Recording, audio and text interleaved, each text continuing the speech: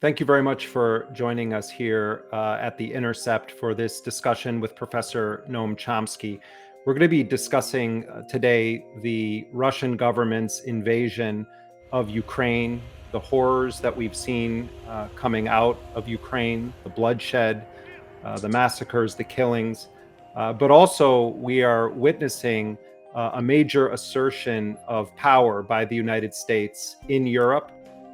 Calls for expanding US militarism in Europe, European governments pledging to spend more money on weapons systems and to increase their activities as arms brokers.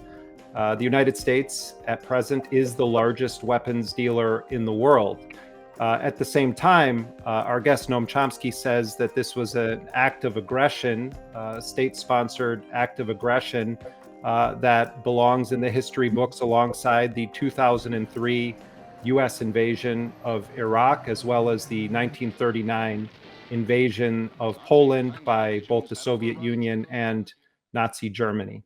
I want to welcome Professor Noam Chomsky to this forum here on The Intercept. Noam, thank you very much for being with us. Pleased to be with you. I want to start because there's been a lot of discussion on the left in the United States among anti-war activists on how to make sense of what a just response would look like to Vladimir Putin's decision to invade Ukraine and the mass killing that we are seeing. We can take time to talk about the broader historical context, and you've been discussing this a lot in other interviews. But I want to just start by asking you, is there any aspect of the US, NATO, and European Union response to this invasion that you believe is just? The weapons transfers to Ukraine, the sweeping economic sanctions and attempts to entirely isolate not only Russia and Putin, but ordinary Russians. Is there any aspect of the government response to this by the US, NATO, or the European Union that you agree with? I think that support for Ukraine's effort to defend itself is legitimate. If it is, of course, it has to be carefully scaled so that it actually improves their situation and doesn't escalate the conflict to lead to destruction of Ukraine and possibly beyond. Sanctions against the aggressor are appropriate, just as sanctions against Washington would have been appropriate when it invaded Iraq or Afghanistan or many other cases. Of course, that's unthinkable given US power. And in fact, the first few times it has been done, the one time it has been done, the US simply shrugged its shoulders and escalated the conflict. That was Nicaragua, when the US was brought to the World Court, condemned for unlawful use of force, ordered to pay reparations, responded by escalating the conflict. But so it's unthinkable in the case of the US, but it would be appropriate. However, I still think it's not quite the right question. The right question is, what is the best thing to do to save Ukraine from a grim fate, from further destruction? And that's to move towards a negotiated settlement. There are some simple facts that aren't really controversial. There are two ways for a war to end. One way is for one side or the other to be basically destroyed. And the Russians are not going to be destroyed. So that means one way is for Ukraine to be destroyed. The other way is some negotiated settlement. If there's a third way, no one's ever figured it out. So what we should be doing is devoting all the things you mentioned, if properly shaped, but primarily moving towards a possible negotiated settlement that will save Ukrainians from further disaster. That should be the prime focus. That requires, we can't look into the minds of Vladimir Putin and the small clique around him. We can speculate, but can't do much about it. We can, however, look at the United States, and we can see that our explicit policy, is rejection of any form of negotiations. The explicit policy goes way back, but it was given a definitive form in September 2021 in the September 1st Joint Policy Statement that was then reiterated and expanded in the November 10th Charter of Agreement. And if you look at what it says, basically says no negotiations. What it says is it calls for Ukraine to move towards what they called an enhanced program for entering NATO, which kills negotiations, increased sending of, this is before the invasion, notice, an increase in the dispatch of advanced weapons to Ukraine, more military training, joint military exercises, weapons placed on the border. We can't be sure, but it's possible that these strong statements may have been a factor in leading Putin and his circle to move from warning to direct invasion. We don't know. But as long as that policy is guiding the United States, it's basically saying, quote Ambassador Chas Freeman, it's saying, let's fight to the last Ukrainian, basically what it amounts to. So the questions you raised are important, interesting, just what is the appropriate kind of military aid to give Ukrainians defending themselves, enough to defend themselves, but not to lead to an escalation that will just simply lead to massive destruction, and what kind of sanctions or other actions could be effective in deterring the aggressors. Those are all important, but they pale into insignificance in comparison with the primary need to move towards a negotiated settlement, which is the only alternative to destruction of Ukraine, which of course Russia is capable of carrying out.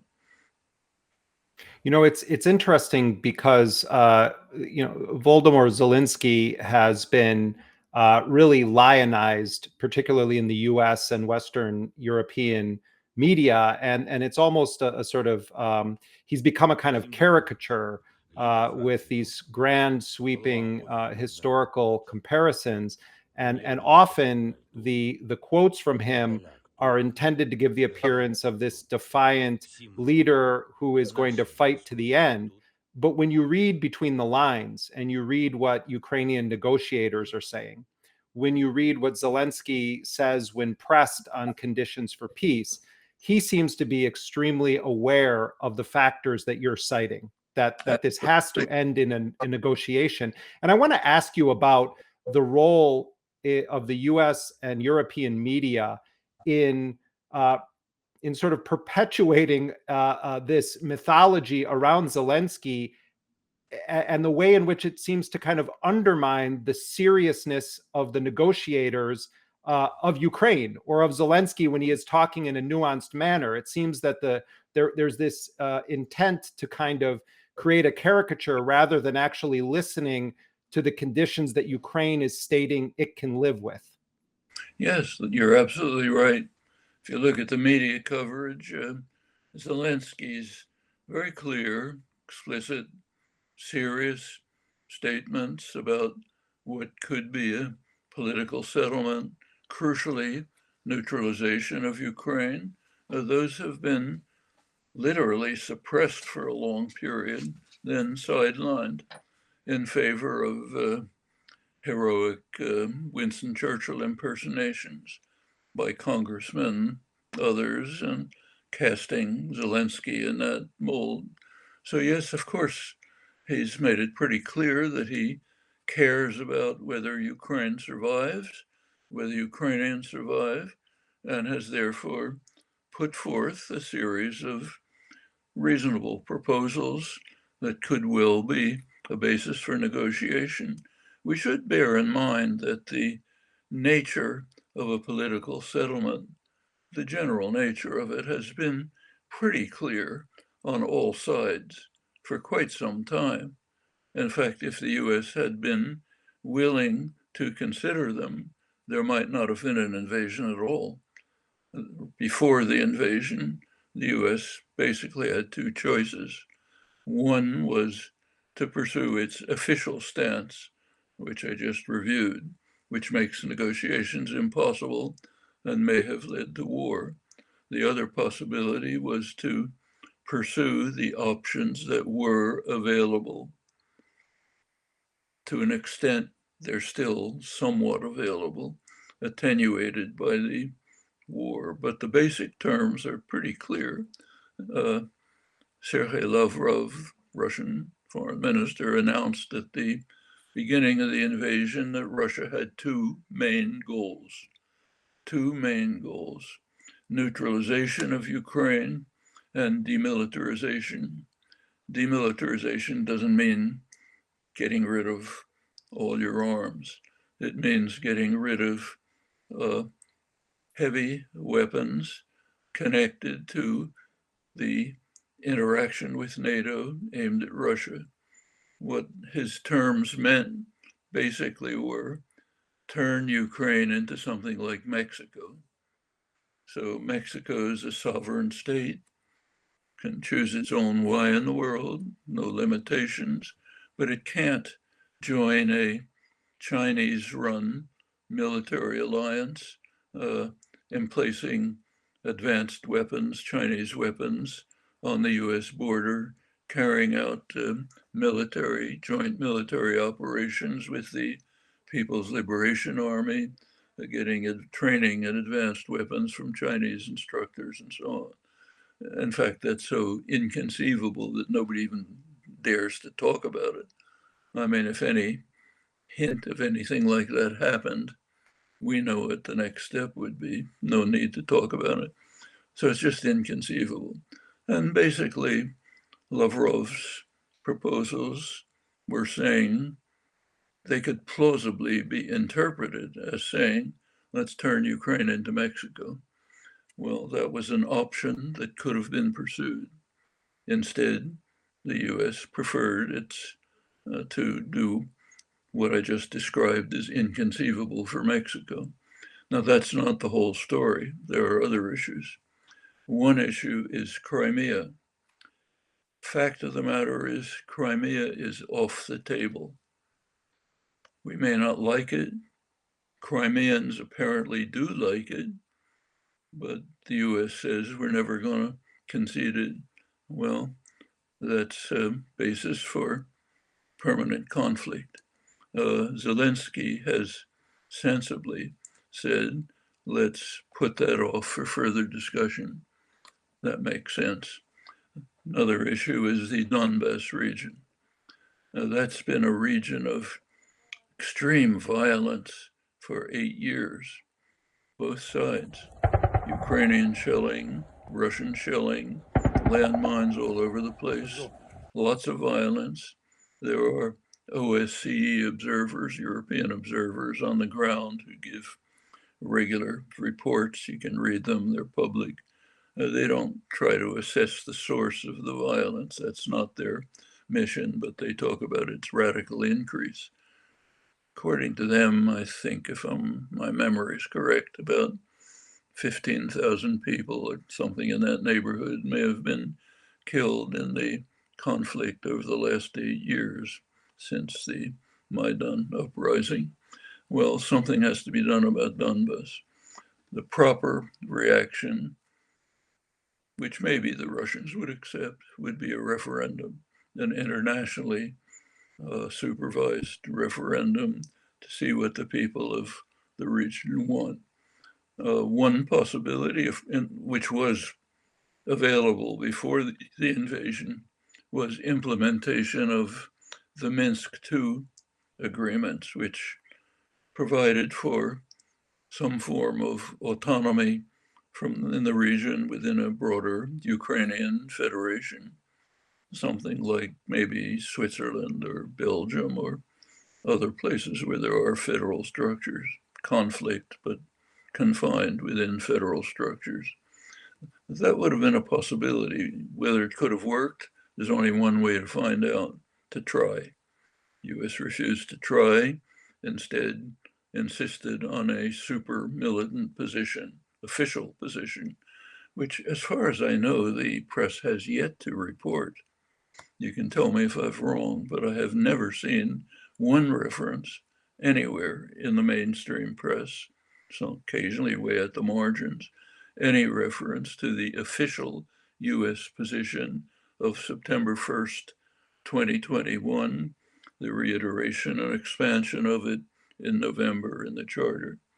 Actually, I saw one reference to it in the American Conservative Journal, which did refer to it. And of course, on the left, people have talked about it. But the US insisted on that position, which the alternative would have been to pursue the option of saying, okay, your main goals are neutralization and demilitarization, meaning Mexico-style arrangement. Let's pursue that. With regard to Crimea, let's accept Zelensky's sensible position that let's delay it. We can't deal with it now. With regard to the Donbas region, work towards some kind of framework with autonomy based on the opinions of the people who live there, which can be determined by an internationally supervised referendum. Would the Russians agree? We don't know. Would the United States agree? We don't know. All we know is they're rejecting it officially. Could they be pressed to accept it? Don't know. We can try. That's the one thing we can hope to do. There is a sort of a guiding principle that we should be keeping in mind. No matter what the issue, the most important question is, what can we do about it? Not what can somebody else do about it. That's worth talking about, but from the most elementary point of view, the major question is, what can we do about it? And we can, in principle at least, do a lot about US policy, less about other things. So I think that's where the focus of our attention and energy should be. I want to ask you about some of the statements that Biden administration officials have made in recent days. On the Sunday talk shows this past weekend, you had the National Security Advisor and the Secretary of State both laying out what was almost a sort of overt war plan for seeking to fundamentally weaken the Russian state, and talking about the war in Ukraine as helping to achieve a goal of a severely weakened Russia. What we want to see is a free and independent Ukraine, a weakened and isolated Russia, and a stronger, more unified, more determined West. To what extent are U.S. actions that we're witnessing now in Ukraine ultimately aimed at bringing down the government in Moscow of Vladimir Putin? Yes, there was the kerfuffle over Biden talking about this guy's got to go. For God's sake, this man cannot remain in power. But the actions are playing out in full public view, and I think a lot of people put too much weight on a particular quip of Joe Biden, though he may have intentionally said it that way. It's hard to tell right now with him whether he means to say something or not.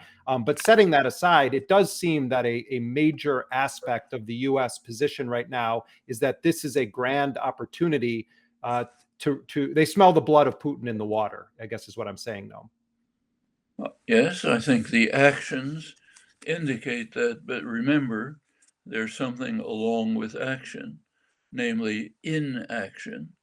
What is the United States not doing? Well, what it's not doing is rescinding the policies that I described Maybe the American press doesn't let Americans know about them, but you can be sure that Russian intelligence reads what's on the official White House website, obviously. So maybe Americans can be kept in the dark, but the Russians read it and know about it. And they know that one form of inaction is not to change that. The other form of inaction is not to move to participate in negotiations. Now, there are two countries that could, because of their power, facilitate a diplomatic settlement. I don't say bring about, but facilitate, make it more likely. One of them is China, the other is the United States. China is being rightly criticized for refusal to take this step. Criticism of the United States is not allowed. So the United States is not being criticized for its failure to take this step, and furthermore, its actions, which make this step more remote, like the statements you quote on the Sunday talk shows. Just imagine how they reach Putin and his circle. What they're saying, what they interpret it as meaning is nothing you can do. Go ahead and destroy Ukraine as much as you like. There's nothing you can do because you're going to be out. We're going to ensure that you have no future. So therefore, you might as well go for broke. That's what the heroic pronouncements on the Sunday talk show mean. It may feel like, again, Winston Churchill impersonations, very exciting, but what they translate into is destroy Ukraine. That's the translation. Inaction, in refusal to withdraw the policy positions that the Russians certainly are fully aware of, even if Americans are kept in the dark. One is withdraw those. Second is do what we blame China for not doing. Join in efforts to facilitate a diplomatic settlement and stop telling the Russians there's no way out. You might as well go for broke. Your backs are against the wall. Those are things that could be done. Now, I want to ask you about media coverage. And first, I just want to say that we have already seen a horrifying number of journalists killed in Ukraine.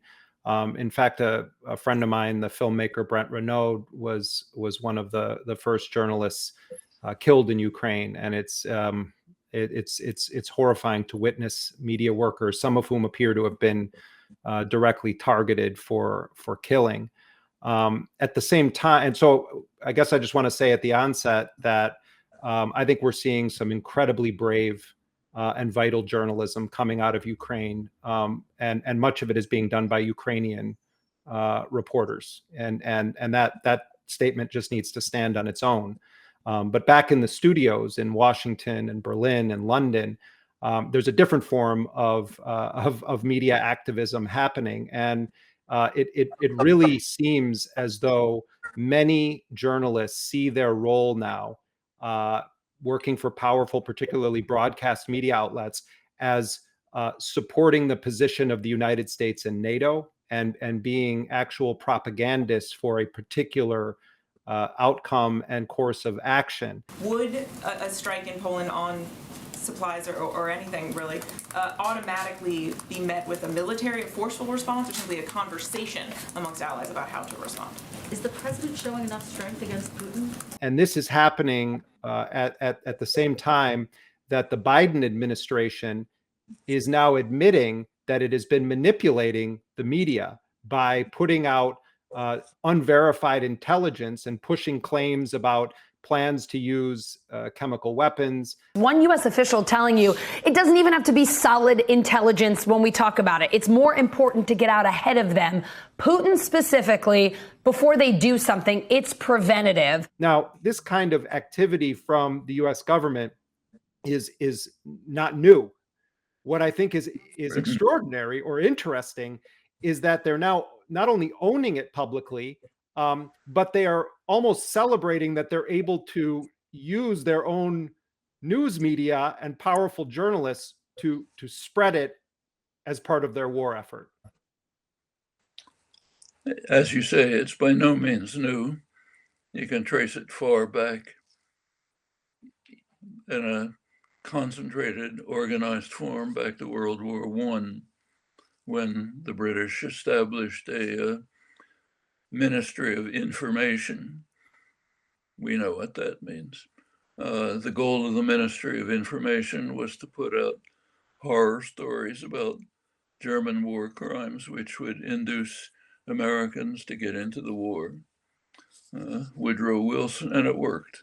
If you read US liberal intellectuals, they were accepted it. They said, yes, we have to stop these horrible crimes that British and Ministry of Information is concocting in order to mislead us.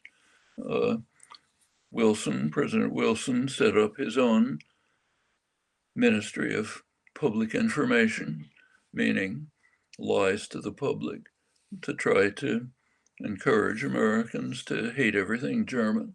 So Boston Symphony Orchestra wouldn't play Beethoven, for example. Then it goes on.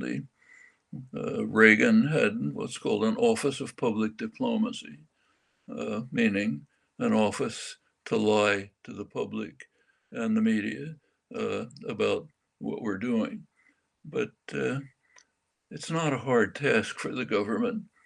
And the reason was actually stated rather clearly by the public relations officer of the United Fruit Company back in 1954, when the US was moving to overthrow the democratic government of Guatemala and install a vicious, brutal dictatorship, which has killed hundreds of thousands of people with US support ever since. He was asked by the media, what about the United Fruit Company efforts to try to convince journalists to support this? He said, yes, we did it, but you have to remember how eager they were for the experience. Okay, wasn't hard. They wanted it. We fed them these lies. They were delighted because they wanted to support the state in its violence and terror. Now, that's not the journalists on the ground.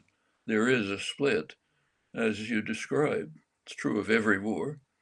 So in the Nicaragua, in the Central American wars of the 1980s, there were great reporters on the ground. The Vietnam War, same thing, doing serious, courageous work, many suffering for it. You get up to the newsrooms, looks totally different. It's a fact about the media. We don't have to look far back. You can take a look at the New York Times. It's best newspaper in the world, which is not a high bar. Its main thinker, big thinker who writes serious articles, had an article, just an op-ed a day or two ago, saying, how can we deal with war criminals? What can we do? We're stuck. There's this war criminal running Russia. How can we possibly deal with him? The interesting thing about that article is not so much that it appeared, you expect that kind of stuff. It's that it didn't elicit ridicule. In fact, there was no comment on it. We don't know how to deal with war criminals? Sure we do. In fact, we had a clear exhibition of it just a couple of days ago. One of the leading war criminals in the United States is the man who ordered the invasion of Afghanistan and Iraq. Can't go far beyond that as being a war criminal. And in fact, on the 20th anniversary of the invasion of Afghanistan, there was one interview in the press. To its credit, the Washington Post did interview him in the style section. The interview is worth reading. It's about this lovable, goofy grandpa playing with his grandchildren, happy family, showing off the portraits he painted of great people he had met. So we know how to deal with war criminals. What's the problem? We deal with them very easily. Nevertheless, this column could appear in the world's greatest newspaper, which is interesting enough, and not elicit a word of comment, which is much more interesting. Well, that tells you what you're talking about. As Tom McCann said, the United Fruit Company PR guy, they're eager for the experience. Doesn't take much propaganda. So the government can work hard with its cognitive control systems, but it's pushing an open door at the editorial level. And this has been true as far back as you want to go, and it still is. You know, Charlie Savage, who is not an op-ed writer, but is an excellent national security reporter for the New York Times, also had a piece that dealt with some of this this week in the New York Times. And it was an analytical piece looking at the challenge that the U.S. has made for itself because of its grand hypocrisy on issues of an international criminal court. And I just want to summarize a little bit for people that maybe don't follow this the way that you do or I do. But the short of it is that the United States has consistently been adamantly and militantly opposed to any international judicial body that would have jurisdiction over its own actions.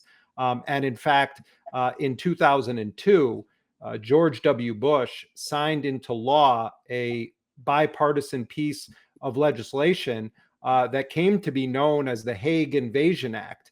And people can go up and go online and read the bill themselves, and it's still the law of the land in the United States. But one of the clauses of that law states that the U.S. military can be authorized to literally conduct a military operation in the Netherlands to liberate any U.S. personnel who are brought there on war crimes charges or under war crimes investigation. That's why it's called by many activists and civil libertarians, the Hague Invasion Act.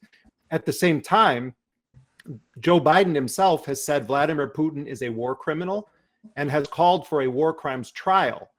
Well, the United States itself has only supported these ad hoc tribunals for countries like Yugoslavia or Rwanda.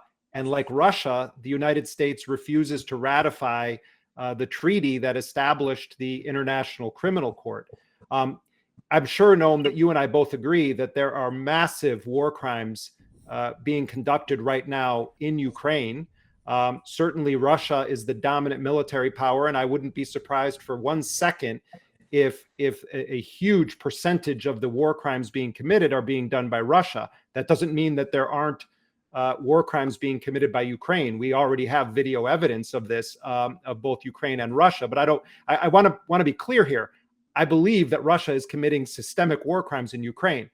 But when you have the United States undermining the International Criminal Court, refusing to ratify the treaty, how can Joe Biden call for a war crimes trial when Dick Cheney and George Bush are walking around as free men, not to mention Henry Kissinger, and when the U.S. itself won't accept that court should have jurisdiction equally over all powers in the world?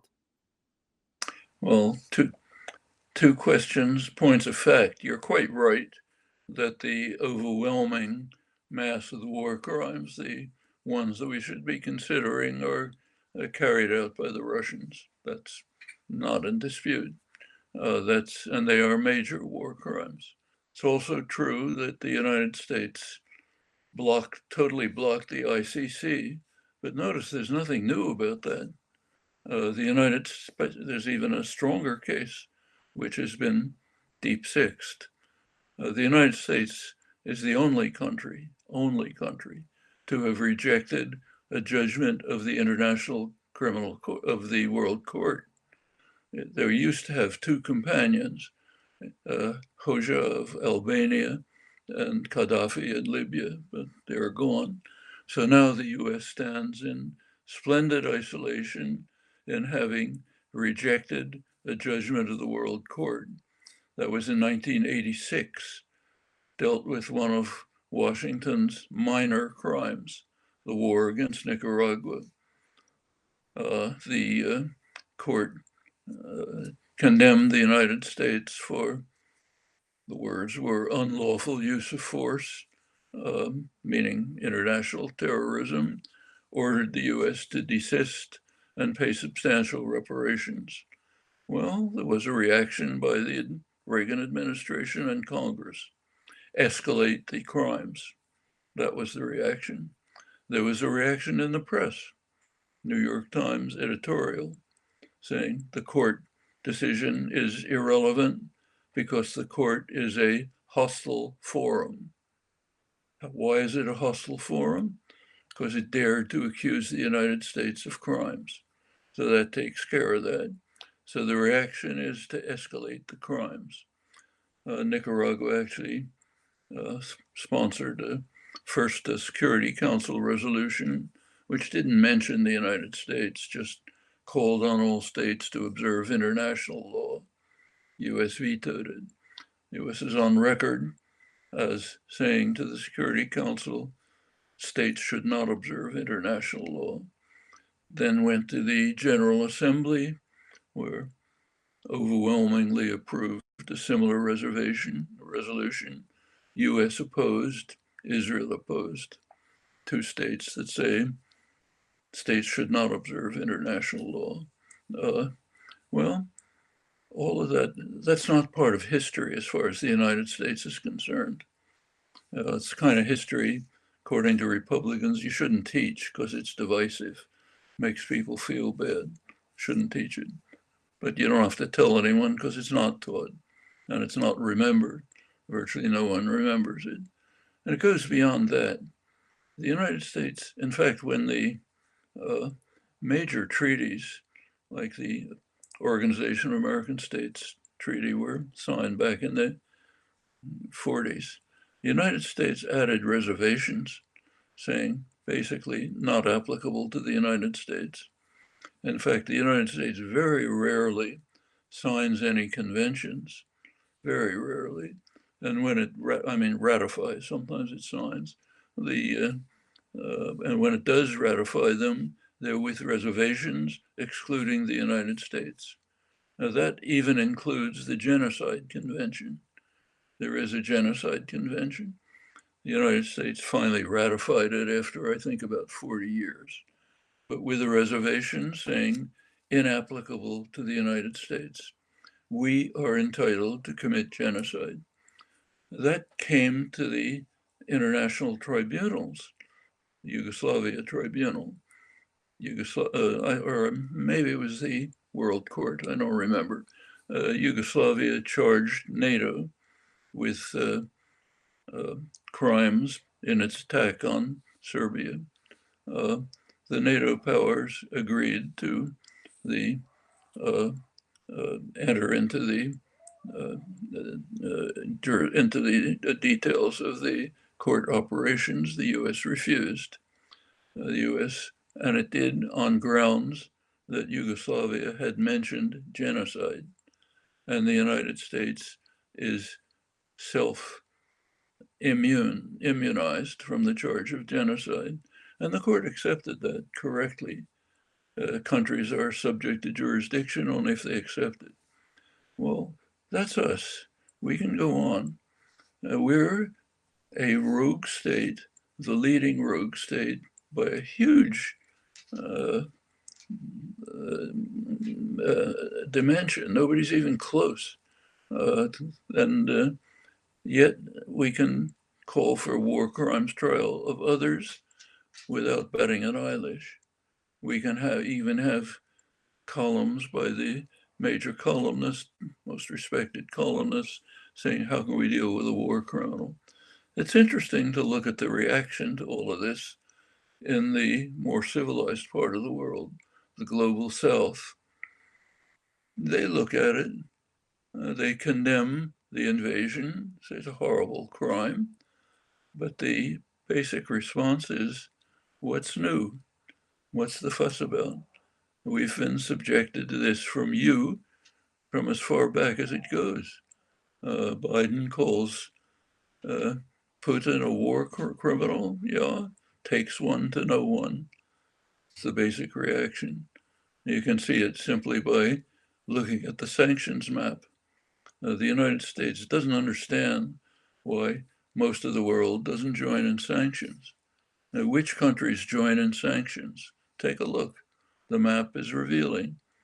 The English-speaking countries, Europe, and those who apartheid South Africa called honorary whites, Japan, with a couple of its former colonies. That's it.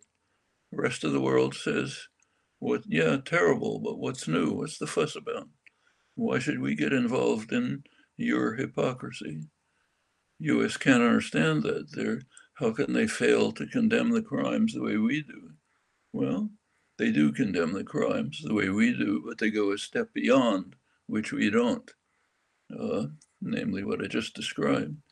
Well, that means there's a lot of work to do in the United States simply to raise the level of civilization to where we can see the world the way the traditional victims see it. If we can rise to that level, we can act in a much more constructive way with regard to Ukraine as well. What do you see, or how would you analyze right now the posture of the United States toward India and China in particular? I mean, two massive countries representing large portion of the world's population relative to the size of the United States for certain. But the economic pressure that the United States is putting on both India and China right now, what are the consequences of the U.S. posture toward both India and China right now? Well, it's different. For one thing, the United States is quite supportive of the Indian government. India has a neo-fascist government. The Modi government is working hard to destroy Indian democracy, turn India into a racist Hindu kleptocracy, attack Muslims, conquer Kashmir, crush Kashmir. Not a word about that. The United States supports all that. Very supportive. It's a close ally of Israel. Our kind of guy, in other words, so no problem. The problem with India is it doesn't go far enough. It doesn't go as far as we want it to join in the assault against Russia. It's playing a neutral game like all of the global South, saying, yeah, it's a crime, but we're not going to get involved in your game. And the other thing is India is participating, but not as actively as the US would like, in its policy of what the Biden administration calls encircling China. One of our major policy, Russia's kind of a sideline, but the major policy is to encircle China with what are called, containment is out of fashion. So encircle China with sentinel states, it's the term that's used, armed to the teeth with massive offensive capacity to protect ourselves from what's called the threat of China. That's a ring of states from South Korea, Japan, Australia, India, except India's not joining actively enough, which we are providing with the Biden administration has just recently announced providing with advanced precision missiles aimed at China. In the case of Australia, the United States, along with Britain, its puppy dog, is providing Australia with advanced nuclear submarines, advertised as able to get into Chinese ports without being detected and to destroy the Chinese fleet in 2 or 3 days. China has an ancient prehistoric fleet there. They don't even have nuclear submarines, old-fashioned diesel submarines. Meanwhile, the United States is enhancing its own capacity to defend ourselves. So far, we have Trident nuclear submarines, which are able to, each one submarine can destroy almost 200 cities anywhere in the world with a nuclear strike, but that's not enough. We're now moving to more advanced, I think it's called Virginia-class submarines, which will be far more destructive. And that's our policy towards China. We also have an economic policy. The United States just passed a bipartisan, two-party supported act to improve US technology, science, infrastructure, not because it would be good for the United States. We couldn't consider that, but because it would compete with China. It's the compete with China bill. So if we want to have better science and technology, it's because we have to beat down China, make sure China doesn't get ahead of us. So let's not work with China to deal with truly existential problems like global warming or less serious but severe problems like pandemics and nuclear weapons. Let's compete with them and make sure we can beat them down. That's what's important, and get ahead of them. It's a pathology. You can't imagine anything more lunatic. Incidentally, what is the China threat? It's not, China's not got a very brutal, harsh government, but that's not a threat. The US never cares about things like that, deals with them easily. The China threat was actually, there's an interesting article about it by an Australian statesman, well-known international statesman, former Prime Minister, Paul Keating, reviews the various elements of the China threat and concludes finally that the China threat is that China exists. And he's correct.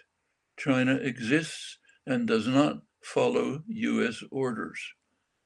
That's no good. You have to follow US orders. If you don't, you're in trouble. Well, most countries do. Europe does. Europe despises US sanctions against Cuba. Iran strongly opposes them, but it observes them because you don't step on the toes of the Godfather. So they observe US sanctions. China doesn't. China's engaged in what the State Department once called successful defiance of US policies.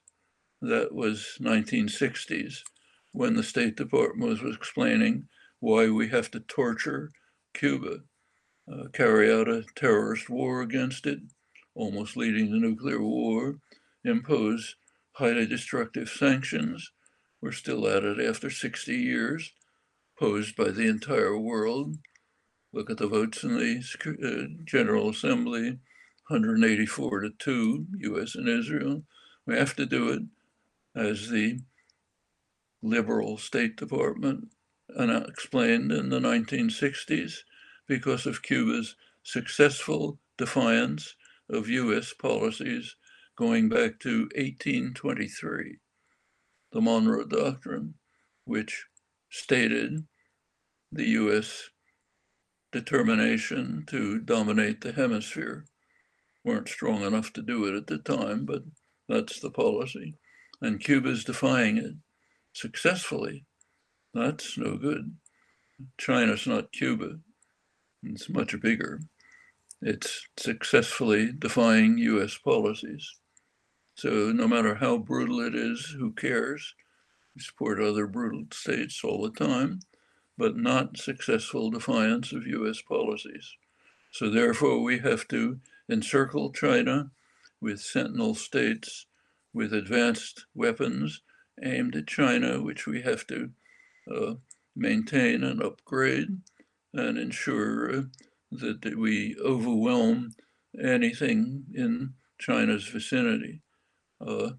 That's part of our official policy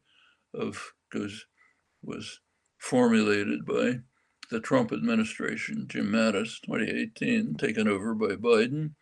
We have to be able to fight and win 2 wars with China and Russia.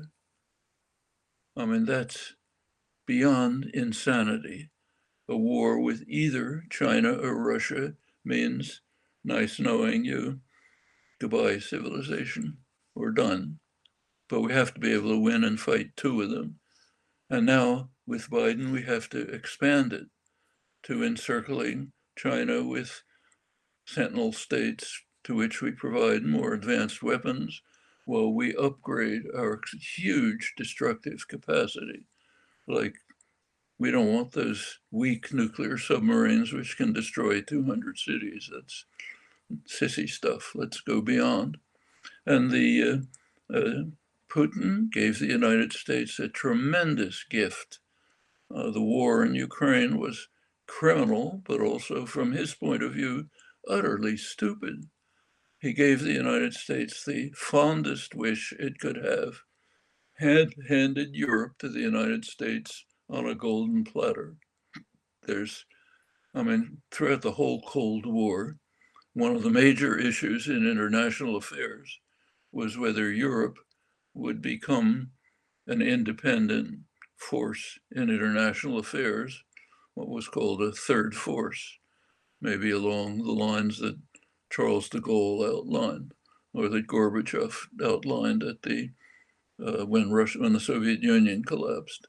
Common European home, no military alliances, cooperation between Europe and Russia, which become integrated into a peaceful commercial bloc. That's one option. The other option is what's called the Atlanticist Program, implemented by NATO. The United States calls the shots, and you obey. That's the Atlanticist Program. Of course, the US has always supported that one and has always won. Now Putin solved it for the United States. He said, okay, you get Europe as a subordinate. Europe goes ahead and arms itself to the teeth to protect itself from an army which Europe says gleefully is incapable of conquering cities 20 miles from its border. So therefore we have to arm ourselves to the teeth to defend ourselves from the onslaught of this extraordinarily powerful force against NATO. I mean, if anybody's observing this from outer space, they'd be cracking up in laughter, but not in the offices of Lockheed Martin. They think it's terrific. Even better in the offices of ExxonMobil. That's the interesting part. There were some hopes, not major hopes, but some hopes of dealing with a climate crisis that is going to destroy organized human life on Earth. Not tomorrow, but in the process of doing it. Current most plausible projections are 3 degrees centigrade increase over pre-industrial levels by the end of the century. That's catastrophic. I mean, it doesn't mean everybody dies, but it's on to total catastrophe. Well, there were moves to stop that. Now they've been reversed. You look at the stuff that's coming out of the energy corporations, they're euphoric. First, we've got all these annoying environmentalists out of our hair. They don't bother us anymore. In fact, now we're being loved for saving civilization. And that's not enough. They say, we want to be hugged, their word. We want to be hugged by saving civilization, by rapidly expanding the production of fossil fuels, which will destroy everything, but put more cash in our pockets during the period that remains. That's what somebody from outer space would be looking at. That's us, okay? I know, Noam, we have to wrap up, but I do want to note that, just in recent days, we've heard now that the White House is proposing a record-shattering military budget in excess of $813 billion. And, this would be a much longer conversation if we kept it going, but it's really a number of very significant things have happened over the course of this war from the perspective of the US and NATO, among them Germany lifting its cap on the amount of its GDP that it will spend on defense, the pipeline of weapons. Many European countries have been, very hesitant to get super involved with transferring weapons systems, and now there's discussion of even more permanent NATO bases. And I think part of what you're getting at, which I think is important for people to understand, is that Vladimir Putin, for whatever reasons he made the decision to do this in Ukraine, ultimately has created conditions that the US has long wished were there for the United States to assert total dominance over European decision-making on issues of militarism. It also is an enormous boondoggle for the war industry. And I think that it's hard. Go ahead. And the fossil fuel industry. And the fossil fuel industry. And I think that as we watch the horrors of human destruction and mass murder happening in Ukraine, we also must find a way to think of the long-term consequences of the actions of our own government. And unfortunately, when you raise these issues, when I raise them, when others do right now in the US media context, there is this neo-McCarthyite response where to question the dominant narrative or to question the motives of those in power is now treated as an act of treason, or it's traitorous, or you are a Putin stooge or being paid in rubles. This is a very dangerous trend that we're witnessing, where to question the state now is being very publicly and consistently equated with being a traitor. That's an old story. It's an old story, but it also is, but with social media and the fact that so many people now could have their comments spread around and the cohesion of messaging that we're seeing, it is an old story, Noam, of course, and you've written multiple books about this very phenomenon. What I'm getting at is that it now is just permeating every aspect of our culture, where to question those in power, which is the job of journalists, which is the job of thinking responsible people in a democratic society. Those things are being attacked as acts of treason, basically. As always has been the case. We have a dramatic example of it right in front of us. Julian Assange, a perfect example of a journalist who did the job of providing the public with information that the government wanted suppressed, information, some of it about US crimes, about other things. So he's been subjected to years of torture.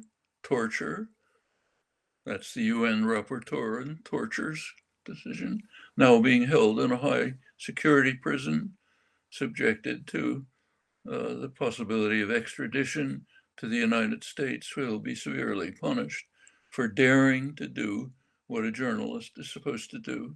Now, take a look at the way the media are reacting to this. First of all, they used everything WikiLeaks exposed, happily used it, made money out of it, improved their reputations. Are they supporting Assange? And this attack on the person who performed the honorable duty of a journalist and is now being tortured? Not that I've seen. They're not supporting it. We'll use what he did, but then we'll join the jackals who are snapping at his feet. Okay? That's now, goes far back. You go back to 1968, 68, the peak of the war in Vietnam. Peak when real mass popular opinion was developing. McGeorge Bundy, National Security Advisor for Kennedy and Johnson, wrote a very interesting article in Foreign Affairs, main establishment journal, in which he said, well, there are legitimate criticisms of some of what we've done in Vietnam, like we made tactical errors, we should have done things a little different. And then he said there are also the wild men in the wings who question our policies beyond tactical decisions. Terrible people. Well, we're a democratic country, so we don't kill them, but you got to get rid of these wild men in the wings. 1968. You go to 1981, UN Ambassador Jeane Kirkpatrick devised the notion moral equivalence. He said, if you dare to criticize the United States, you're guilty of moral equivalence. You're saying we're just like Stalin and Hitler. So you can't talk about the United States. There's another term that's used now, it's whataboutism. If you talk about what the US is doing right now, it's whataboutism. Can't do that. You got to adhere firmly to the party line, strictly to the party line. We don't have the kind of force that Hitler and Stalin had, but we can use obedience, conformity, kind of things we've been talking about, and you get a sort of similar result. Not new, and yes, you're right, has to be combated. We have to deal with what's happening, and that includes what we are now doing to Ukraine, as we've discussed, both by inaction and action. We're fighting to the last Ukrainian, to quote Ambassador Freeman again, and it should be legitimate to say that if you care anything about Ukrainians. If you don't care anything about them, fine, just silence it. On that note, Noam Chomsky, I want to thank you very much for taking the time to be with us and for all of your work. I really appreciate you taking the time this evening. Good to talk to you.